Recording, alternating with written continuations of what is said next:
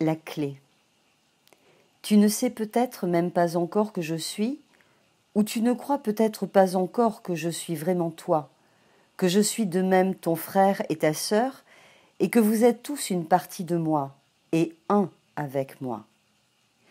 Tu ne saisis peut-être pas que les âmes, la tienne et celle de ton frère et de ta sœur, les seules véritables parties indestructibles de votre être mortel, ne sont que différentes phases de moi en expression dans ce qu'on appelle la nature. De la même manière, tu ne saisis peut-être pas que tes frères, tes sœurs et toi êtes des phases ou des attributs de ma divine nature, comme ta personnalité humaine, avec son corps, son esprit et son intellect mortel, est une phase de ta nature humaine. Non, tu ne comprends pas cela encore, mais j'en parle maintenant pour que tu puisses reconnaître les signes lorsqu'ils commenceront à se faire jour dans ta conscience, comme ils le feront indubitablement.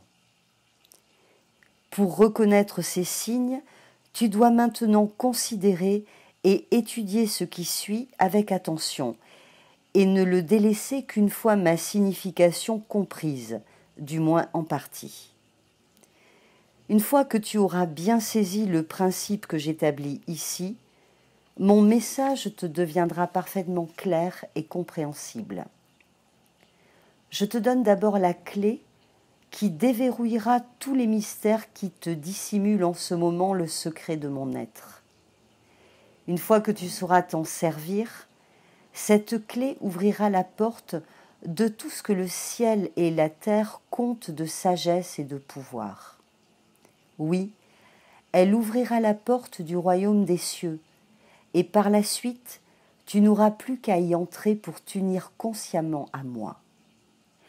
Cette clé est la suivante: penser et créer, ou, tel que tu penses en ton cœur, ainsi il en est avec toi.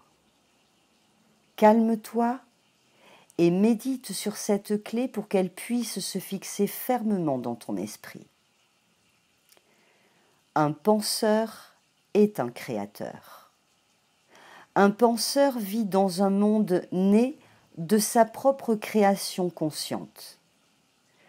Une fois que tu as compris comment penser, tu peux créer à volonté tout ce que tu veux, que ce soit une personnalité nouvelle, un environnement ou un monde neuf. Voyons voir si tu ne peux pas saisir certaines vérités que dissimule et gouverne cette clé. Il t'a été montré que toute conscience est une et que tout est ma conscience, tout en étant pourtant aussi ta conscience et pareillement celle de l'animal, de la plante, de la pierre et de la cellule invisible. Tu as vu que cette conscience est gouvernée par ma volonté qui commande aux cellules invisibles de s'unir et de former différents organismes pour l'expression et l'utilisation des différents centres d'intelligence à travers lesquels je désire exprimer.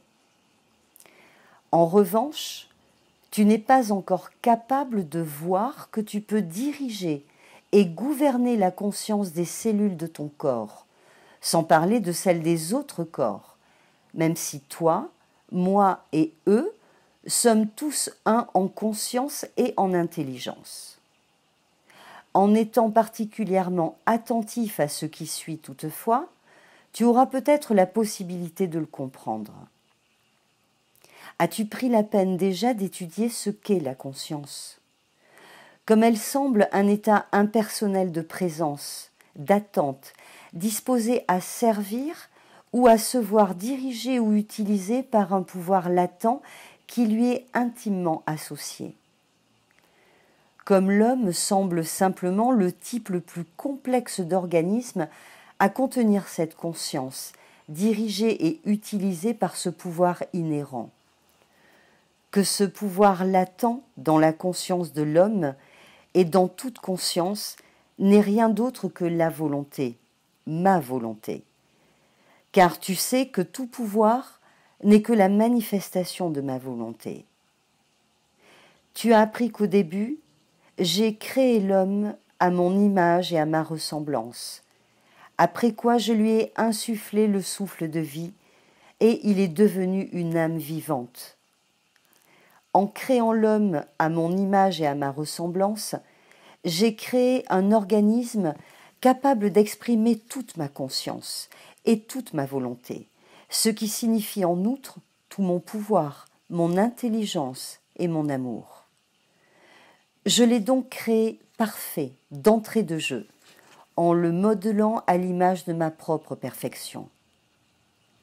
Quand j'ai animé l'organisme de l'homme de mon souffle, il s'est animé de moi, puisque c'est à ce moment que je lui ai insufflé ma volonté, non de l'extérieur, mais de l'intérieur, à partir du royaume des cieux en lui, où je suis toujours.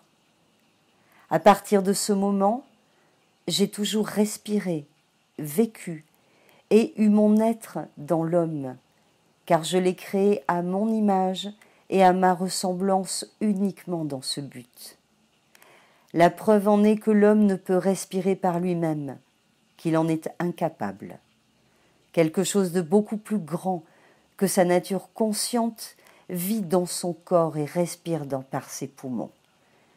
Dans son organisme, une force extraordinaire se sert ainsi de ses poumons, tout comme elle se sert du cœur pour pousser le sang porteur de la vie qu'elle a inspiré vers chaque cellule du corps, comme elle se sert de l'estomac et des autres organes pour digérer et assimiler la nourriture pour en faire du sang, de la chair, des cheveux et des os, comme elle se sert du cerveau, de la langue, des mains et des pieds pour penser, parler et faire tout ce que l'homme fait.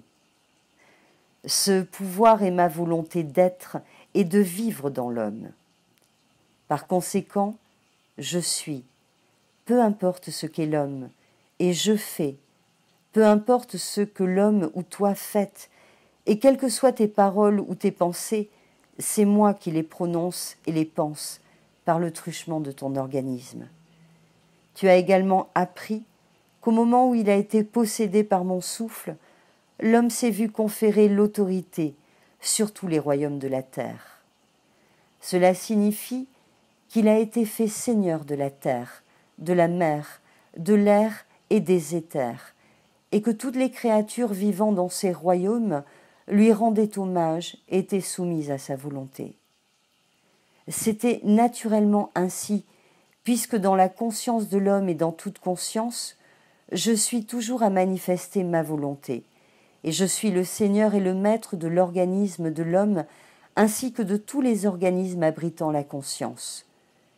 Comme toute conscience est ma conscience, qu'elle est partout où est la vie, et qu'il n'existe aucune substance dénuée de vie, ma conscience est donc en tout, dans la terre, dans l'eau et le feu, et imprègne donc nécessairement tout l'espace. En fait, elle est l'espace ou ce que l'homme nomme tel. Puis, étant le pouvoir latent en toute conscience, ma volonté doit s'étendre partout.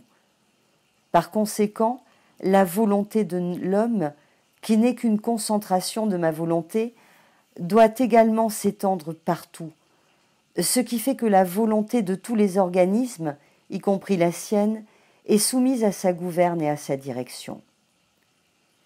Tout ce qui est nécessaire, c'est qu'ils le comprennent consciemment, qu'ils réalisent que je suis, le soi impersonnel en lui, dirige, gouverne et utilise constamment la conscience de tous les organismes, à chaque instant de chaque jour de sa vie. Je suis à l'œuvre de cette manière par l'entremise de sa pensée. Je suis à l'œuvre de cette manière dans l'organisme de l'homme et à travers lui. L'homme pense ce qu'il pense, mais c'est moi, son je véritable, qui pense à travers son organisme. À travers cette pensée et sa parole exprimée, j'accomplis tout ce que l'homme fait, et fais de l'homme et de son monde tout ce qu'ils sont. C'est sans importance que l'homme et son monde ne soient pas tels qu'il le suppose. Ils sont simplement tels que je les ai créés pour servir mon dessein. Mais je t'entends te dire que si je suis à l'origine de toute pensée, l'homme ne pense pas et en est incapable. Oui, voilà apparemment un mystère, mais il te sera révélé si tu prends soigneusement note de ce qui suit. Je suis sur le point de t'enseigner, à toi l'homme, comment penser.